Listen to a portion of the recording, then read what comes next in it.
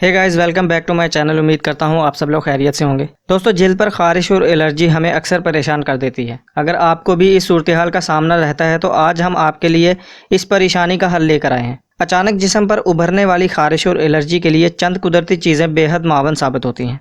वो कुदरती चीज़ें कौन सी है, जानने से पहले आप सबसे गुजारिश करूँगा कि चैनल को सब्सक्राइब कर लें और साथ लगे बेल आइकन को भी प्रेस कर दें ताकि मेरी तरफ से तमाम न्यू अपडेट्स आपको सबसे पहले मिल जाए।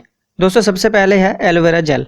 एलोवेरा जेल को जिल्द पर इस्तेमाल करने के बेशुमार फ़वाइद हैं। यह जेल एक्जिमा, एक्नी और जिल्द पर एलर्जी के लिए बेहद मुफीद साबित होती है।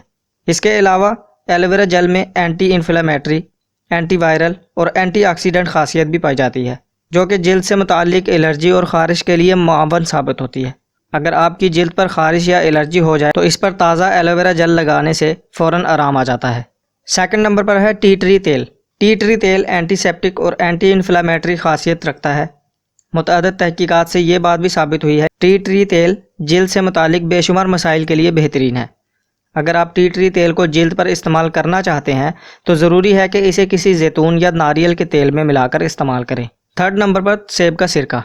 सेब का सिरका भी जिल्द पर एलर्जी और ख़ारिश के लिए काफ़ी मददगार साबित होता है, लेकिन सेब के सिरके को जिल्द पर इस्तेमाल करने से पहले ज़रूरी है कि इसे पानी में महलूल करके लगाएं। नंबर 4, नारियल का तेल।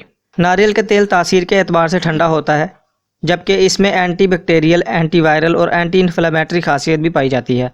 नारियल का तेल एलर्जी और ख़ारिश में आराम पहुंचाता है, जबकि इसे जिल्द पर मॉइस्चराइज़र्स के तौर पर भी इस्तेमाल किया जा सकता है। दोस्तों, उम्मीद करता हूँ आपको ये वीडियो अच्छी लगी होगी। वीडियो पसंद आई हो तो वीडियो को लाइक ज़रूर कर दें और इसी तरह की अच्छी और नई वीडियो हासिल करने के लिए हमारे चैनल को सब्सक्राइब करना मत भूलें।